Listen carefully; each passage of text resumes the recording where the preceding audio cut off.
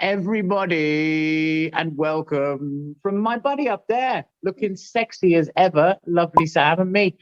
Welcome to this bonus good shit.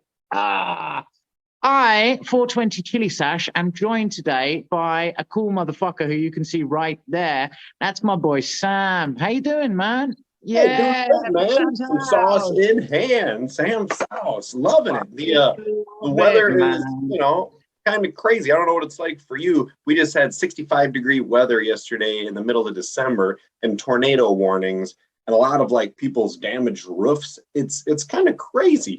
And then it dropped to like 20 degrees today. So not your usual December. It's mental.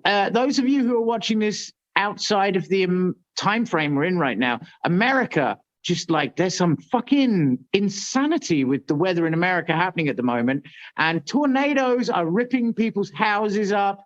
Things are fucking blowing away, burning, flooding. It's the apocalypse. What do you think, Sam? Is this the end of the world? Is that what's happening over there in the States?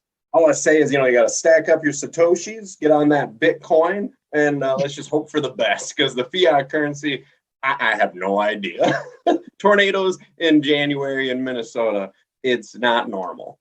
But it's mental times anyway, because those of you who are watching this, not now, but at some point in the future, the Matrix, then it's around about Christmas time, and I'm a hot sauce dude. My buddy up there, that's Sam, by the way. He's the head honcho, chief gunslinger from Sam's house.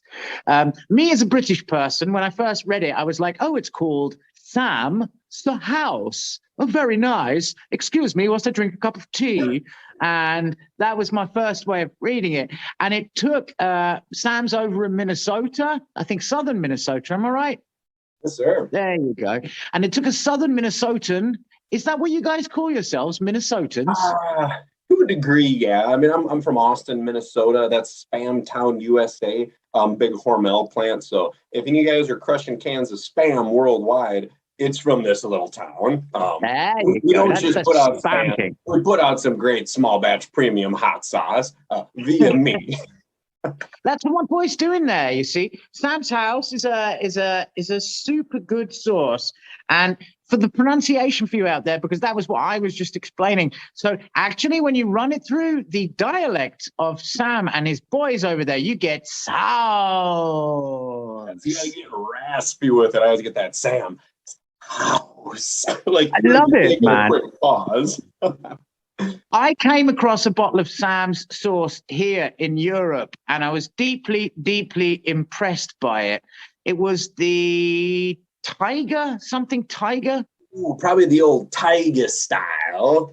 It's kind of like a play on words with like that Wu-Tang Clan, Tiger style. And it's just fun. All of my stuff's really playful, upbeat, fun, kind of nichey in a way, but small batch, chef-inspired, flavor-forward hot sauces that still pack some heat.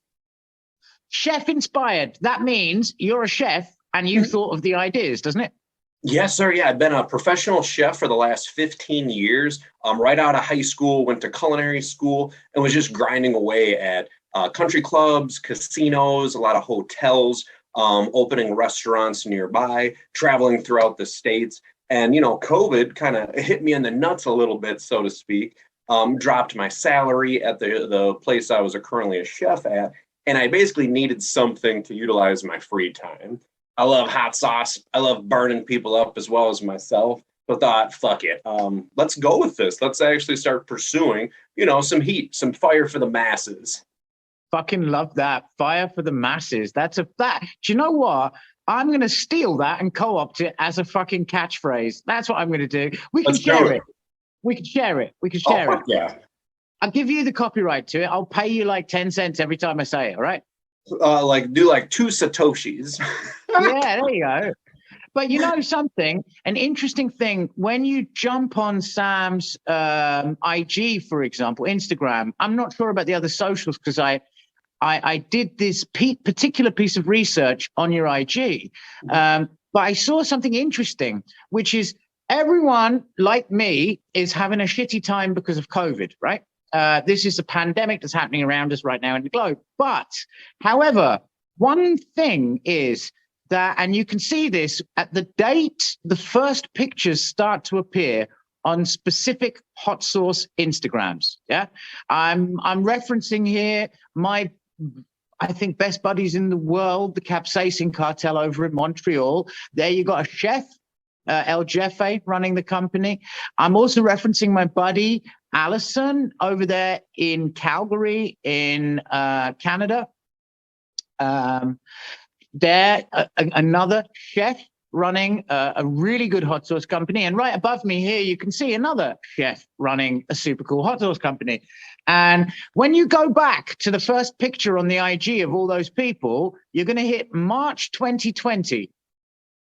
Always. That kind of was a big boom. Hannah and I, my fiance, we're just spending a lot of time goofing off on the couch on my laptop, looking for bottles, labels, logos, and just kind of going crazy through it. But God, it was fun. It was a birth of something awesome.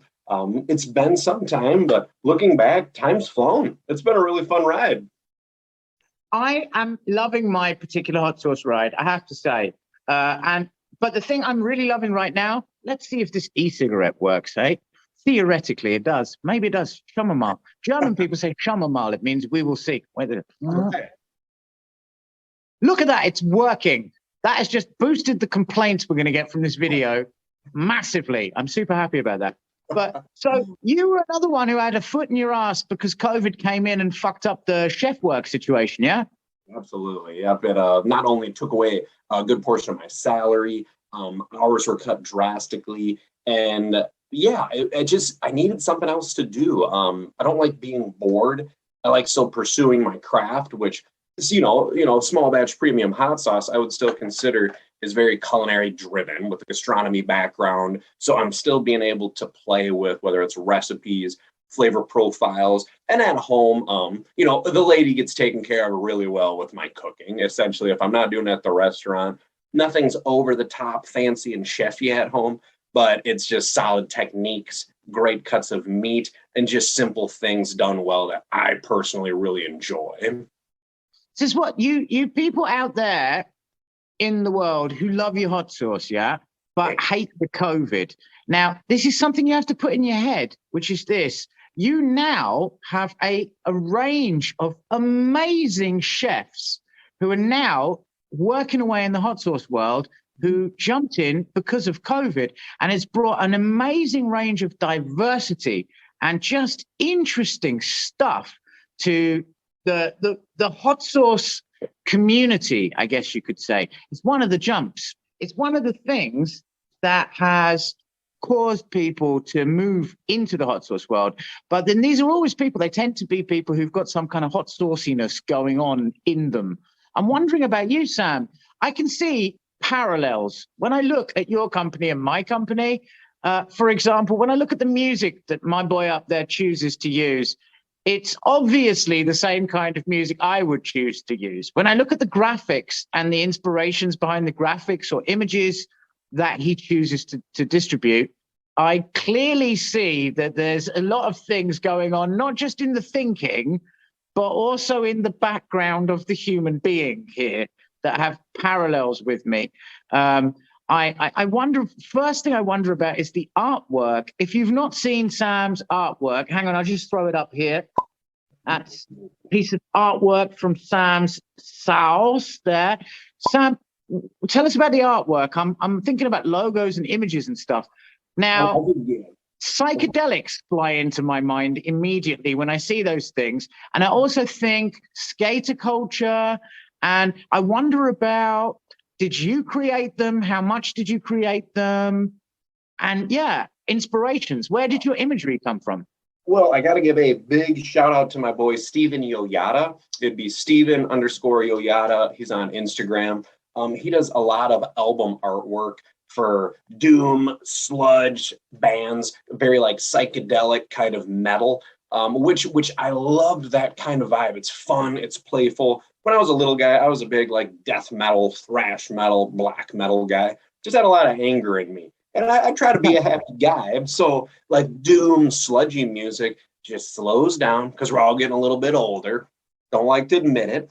But yeah, Steven Yoyada knocked it out of the park. So I basically gave him the name, kind of what I had in mind, kind of that like 70s psychedelic Black Sabbath kind of like logo design. And the artwork for my brand is essentially me on a bottle. It's so funny being at farmers markets and events where I have a big banner set up and a little kid will walk by and be like, mommy, that looks like the guy on the bottle. And I'm like, Nice. Yes, that's me.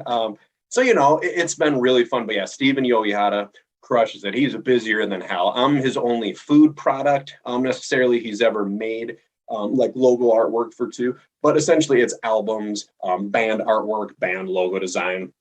He crushes it. I have a huge art background when I was a kid. Sadly, didn't really keep up with it. So I reached out to this guy, and like I said, straight crushed it, man. All of the titles, like, Smokey J is kind of like smoky, kind of fun. Taiga style is like Thai script writing, and everything is very unique. Like, the titles like Pina de Ñata has just kind of a fun, eerie, yellow, green, toxic vibe to it too. So yeah, he designs all of the types or like the sauce titles or anything as well to keep the artwork kind of solidified and together. So you're saying that the art director is also naming the sauces? Oh no, so all of those would be from me, but he's just designing the way the image it looks. And he actually lives in Indonesia, so there's a bit of like a language barrier there too, but essentially he's working with people worldwide. So another big shout out to my boy Steven Yoyada from Indonesia. A lot of great artists with similar art styles coming out of that country.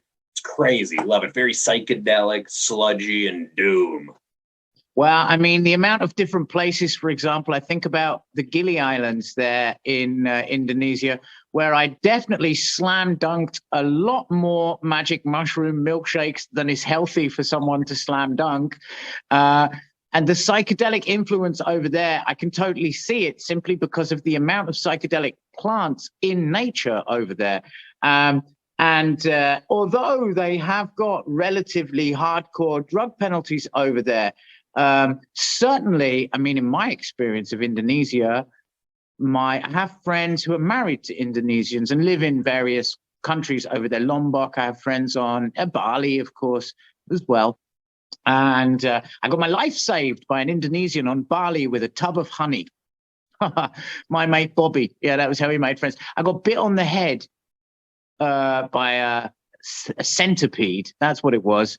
I had like a little motorbike, what do you call it, like a moped, and I had a helmet, and I was doing the things that you do, and I put the helmet on, and then driving along, and yeah, there was a burning sensation, and I pulled the helmet off, and I looked down, and inside the helmet was a white centipede with really big pincers, and on my head here was a couple of puncture wounds. I've currently got a scar there, actually, and it had bit me right here, right in my third eye, basically, just above my third eye, yeah. And Bobby picked me up from the side of the road with my head swelling up like a pufferfish and said to me in that lovely, clipped, staccato Indonesian English, "You come with me." Took me back to his house nearby and sat me on a chair and went, "You sit still," and then came back with a tub of honey and poured it on my head so that I look like a popsicle. I think you Americans would say. I look like a lollipop, we Brits would say. Yeah. And I said to Bobby, "Are you taking the piss? What are you doing?" And Bobby said, "Yes, I only put honey on your head because you look funny, stupid Westerner." I went, "Really?" And he went, "No, it will help you, you fucking idiot." And then we became friends. But Bobby's also an artist. And if you look at his drawings, he's drawing always dragons. But the psychedelic side of it is clear. You can see it within the imagery. And I think it's something to do with the cultural milieu over there in Indonesia. Even if you look at those, I don't know what the name is now, but those famous shadow puppetry things they do there, a bit like Japanese shadow puppets, something kind of weirdly psychedelic about that. Yeah. How much of that psychedelics came out of you then? Are you an old school acid head? Tell me. Sadly, I'm not. When I was in high school, I was just kind of a calm dude, just focused in music generally, and that's about it. Just heavy, fast metal, bashed around a little bit with the boys, threw back some drinks. But essentially, I was just so focused and just shredding away, trying to get really, really good at playing guitar. And look where that got me, because I don't remember the last time I practiced. It's been over a month. Sad to say. But yeah, and then I was in a band touring a lot locally, playing a lot of shows. And then, it was a blast, out of high school, shit happens, people move away, people have, jobs, and they don't have time to, practice 5 days every week. And it really damaged everything. But for like the psychedelic vibe of the brand, it was a lot with Steven Yoyada. After I found his artwork, very like stylized, that style, like, like a 70s concert rock album, or, like a concert, on the wall, you'd walk by and you'd see that old school, who's playing today? What are the bands? And they had cool imagery. And I was like, basically, fuck it. This is my name. This is kind of what I want to do. Let her rip, dude. And just loved it, but just literally let him go for it. I think that's one of the things that people forget, like, especially if you have to run a business, actually, strangely enough, when you have to run a business, I learned myself, because, I am one of the old school acid dudes, I have to say. And so I try and approach things using my loose, Grateful Dead inspired way of doing things.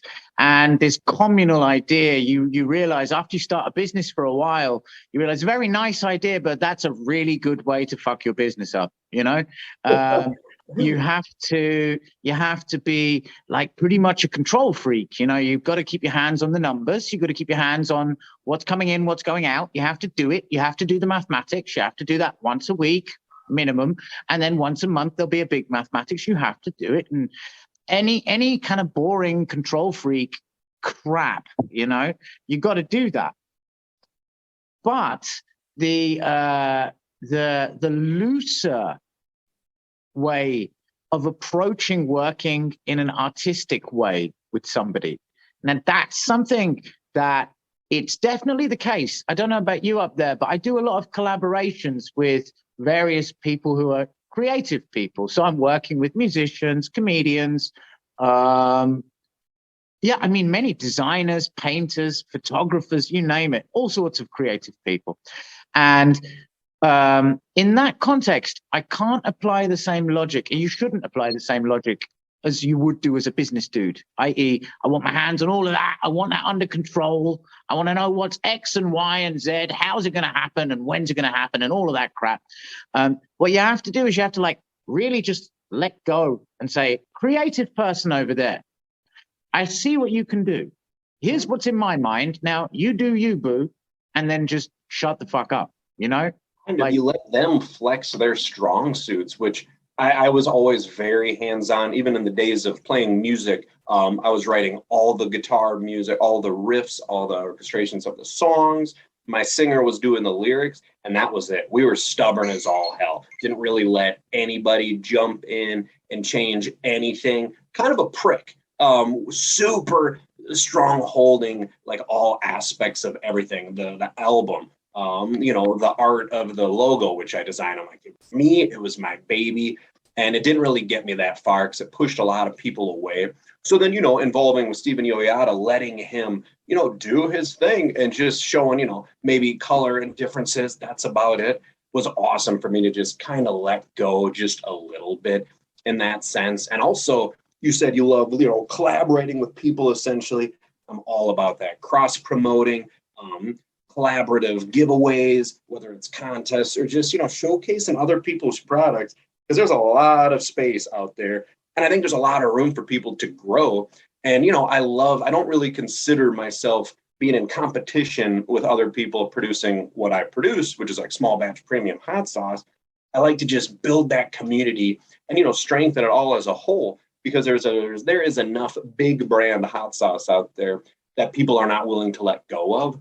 And I think a lot of us, we just really stick together. And it's just fun as hell to see where we will be, where we can go in this ever-growing adventure of, spicing things up, different flavor profiles. Everyone's different. We all do different things. Yeah, man. And it's the same joy, I would compare it to having a kid, you know? Because one of the cool things about having a kid is you pop this thing, there's Mr. and there's Mrs. or whoever, whatever, normally a male and a female involved in the situation. And then the genetics will mix and then it pops out. And when it pops out, so you expect something will pop out because you made a kid and you were waiting for it. And you put some work in to make that happen. But when it pops out, this thing that pops out, it's not anything that you personally are. I mean, it has elements of you and it has elements of the other person, but it also has its own free will. And then it does its own thing. And it's so pleasurable, I would say, to watch that process, because you're surprised by this thing, which is partially you, but existing in a way which is not you at all. It's its own living object, this child, you know? And that's the thing I love about collaboration. If I have the great luck to come across someone like my boy up there, for example, who's open, creative individual, and then I'm near them in a certain space, and we try and create something, the thing that comes out, it's 1 and 1 makes 3, to quote a shitty kind of Bill Gates style Microsoft PowerPoint style phrase. 1 and 1 makes 3, but it is the thing that comes out from collaboration is always greater than the thing that I could produce myself, and mysteriously so. You know, I'll sit back. I make films with people all the time, or photographic images, and I stop and I stare back at the object when it's finished, and I'm astonished that this object somehow came out of my input, because it seems to be another entity, not me.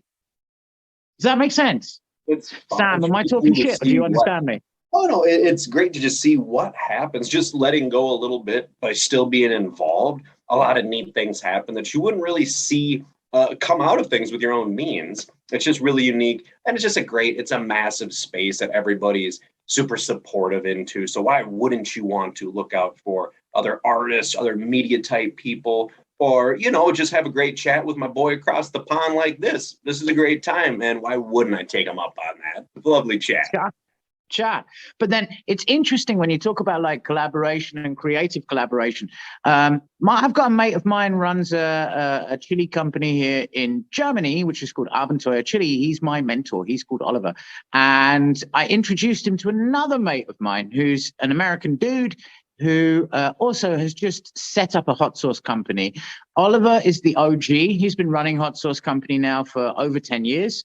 And they're very successful, and he knows his shit. And so I introduced him to my brother, Johnny, who is running a company called Uncle Johnny's Hot Sauce. Shout out to Uncle Johnny's Hot Sauce. Very good hot sauce. Recommend it. And Johnny's a trumpet player, professional trumpet player in a band. And Ollie said, "Oh, you're lucky. You already halfway there with creating hot sauce."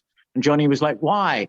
And Ollie said, "Because you make music, and if you can make music, it's pretty much similar to the skills you need to create a hot sauce, you know, profile wise. You're playing profiles." I'm wondering, because I know you told me you were a music nerd at school. Yeah, were you also a hot sauce nerd at school, or was that a later thing? Hot sauce specifically later, but I was growing a ton of hot peppers when I was a kid with my dad. So you were a chili nerd? Oh yeah, I did just utilize this whole garden. I just took over. And I still remember drying these little Thai chilies or Kino Thais or Pequin peppers and like bringing them to school, you know, snacking on them, seeing if my buddies want to. And of course, they didn't know what the hell they were getting into, and they'd be burning up in the middle of class. I'm like, hey, you did it yourself. But essentially, I was like a big dried chili fan, like chili powders or just like crushed chilies, and then more fresh chilies with vinegar to a way to preserve.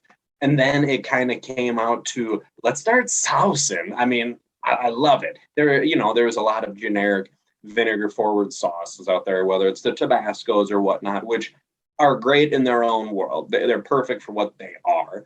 But there's a lot of room to improve, not necessarily improve, but showcase different flavors. Like you said, you're arranging like a symphony. You're reading a sheet of music, whether it's, maybe a sheet of recipe, like how much of what. You don't want anything overpowered. You don't want the guy beating on his cymbal all the goddamn time. But also you don't want, just so much salt packing into everything too. So I really like what you said there about, music translating to hot sauce or food cooking to a degree, like, developing recipes. Do you remember your first hot sauce recipe? I remember mine. In fact, I don't just remember mine. I've got it here. Wait there. Let's do it. Yeah, I'm not so happy with the color of this batch. For all the rest of you out there who aren't hot sauce manufacturers, small batch hot sauce manufacturers, please be aware of the fact that nature has small differences in color and things like that you find in plants. And so my classic sauce at this point is normally a bright, shiny red. Now it's more kind of a yellowy red, this batch. Not so satisfied about that, but that's nature. But this there, that's the first. In terms of recipes I ever produced, I was a teenager. I got into my uncle's chilies when I was about 8, the super hot chilies. I have the great luck to come from a long line of drunks, druggies, and fuck ups. And my particular uncle there was showing the expression of the same extreme genetics that I have. And so there was a cupboard full of glasses of super hot chilies and weed. I'd guess mushrooms as well, knowing him. And as a 8-year-old, I got into that cupboard and I was drawn, and I remember it, I was drawn by the colors of the super hot chilies. Drew me to it. That's why I went for the super hot chilies and I didn't go for, anything else that was in there. But then that was my first jump in. I got super hots. My mum found me, freaked out. I was busy crying and laughing because I was enjoying myself, but also burning up. And then, I got to about 14, which was like, about 6 years later. And I'd had enough. We only had habaneros, if you talk about hot chilies, in England at the time, because I come from England, which is a fucking island in the middle of the coldness. And they burned you up. Nowadays, the Scoville units are insane. So that's not our fault. A whole other game. I mean, since 2006, was it, or 2004 was when the Carolina Reaper came along. But we did have a little bit of Caribbean influence in the United Kingdom. And so there was some Scotch bonnet type stuff around because of the Caribbean influence. But habaneros. And at about 14, that was born because there was some habaneros around and I noticed that the flavor I thought was pleasant and I thought it would mix very well with mangoes and raspberries. And so that was what I did. I got some of them and I mixed them with some mangoes and some raspberries and I made a sauce from it. And that today, if you fast forward to now, is our classic hot sauce. It's predominantly mango and raspberry, essentially the first ever hot sauce I ever created. It used to be Red Sabina habanero based. Red Sabina is the hottest of the habanero chilies, and it also has a very nice fruity flavor. For those of you out there who don't know, that was the world's hottest down in, I think, 2005, 2006. That was the world's hottest at 500,000 Scoville units. Really? But so that was the hottest pepper when I started growing. But then now it's like a preceding like 2 million. But no, that's still a fantastic pepper. There's a 3 million. That's because, of course, if you're watching this in the future, currently the hottest pepper in the world is the Carolina Reaper, which I believe is a 1.4 to a 1.6 million. And that's Sam, correct me if I'm wrong. Issued. Yeah, so there could definitely be hotter things, but it's extremely expensive and costly to actually get a testing with the Scoville units. So there's probably people that have stuff way hotter, but no one has the money to fork out for that. That plaque on the wall, essentially. I mean, it's thousands of dollars. It's insane. Well, it's already been beaten. I mean, the guy who bred the Carolina Reaper is Ed Curry, and he does already have, since 2 years, another chili, which is currently called Chilli X. I look into that quite a bit, and it looks a lot like the big mustard mama created by Troy Primo. And I'm a big Troy Primo fan, and he created the 7-Pot Primo well before the Carolina Reaper, and it looks very similar. And Troy's just a super nice guy, so he's not going to get into the fist fight. But yeah, there's a lot of stuff out there, and I think a lot of people are just battling amongst themselves rather than, like us hot sauce people are trying to strengthen the community. But yeah, they're just stealing seeds, they're stealing secrets. It's kind of ferocious out there. I'm glad I'm not in the seed market or creating chilies, because it's cutthroat out there. Well, you know something, I noticed something when I started the Chili Lounge, which was like, I started because, we had to sort of hot sauce company. It was just me basically running stuff through Amazon and going to markets. I love the fact that when I look at my boy up there, Sam's social media feed, I see the key moments in him that I also see in my own photographic output for myself. And everyone in the hot sauce community, every single hot sauce person has a picture of themselves somewhere about 6 months to a year after they open their company, and behind them they've got the stand that they've bought, and they've spent some money on a guy to make a long kind of thing with just they've got their pictures on it and shit like that. And then they found probably another guy who's going to sell them like a marquee rigging thing with some metal poles, and so it all goes together, and it's normally a double input thing. But I found that on with my boy Sam there, the same with me, the same with all of us, actually, I would say so. But when I shifted out of that and I shifted off into the Chili Lounge, which was completely by accident, then I noticed, because people wanted to do business with me because I had a physical object instead of just being a theoretical object. I was before a sauce, and then I went from being a sauce and some chili products. And then I went from being that to being a physical, like a restaurant, a place to buy and sell things. And then when I shifted in there, then people came to me, let's do business together. We will sell your things. I will sell. And I noticed that there's two different types of people that I came across. One type of person thinks, everyone's fighting against me. I will fight against them. As if everyone's in competition with me. I'm in competition with them. Let's fight. And these guys create that around themselves. And so every way they do business or function, it functions in that way.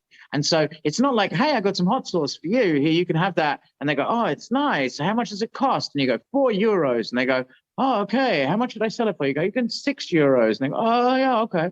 It's more like they'd say to you, like, hey, can I have some hot sauce? Here's some hot sauce. And then they go, no, how much is it? You go, €4. And they go, oh my God, €4. Fuck €4. Stick your €4 up your ass. What do you think I am? Do you think I'm an idiot?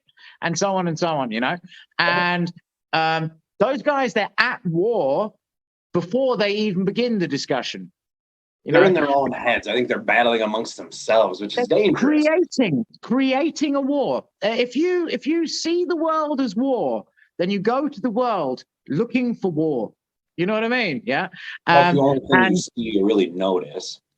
Yeah. And I also came across other people who were not like that. They weren't at war with the world in themselves, And I said to myself, you know what? I'm going to work with those people, and then life will probably be easier, And fuck yeah, it's definitely the truth.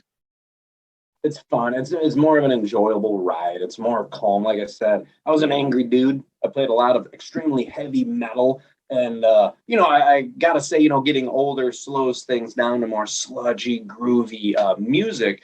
But it just opens things up to just be more easygoing, more fun. Your finger not necessarily on the trigger all the time. It's just, It's a better, more relaxing way to live.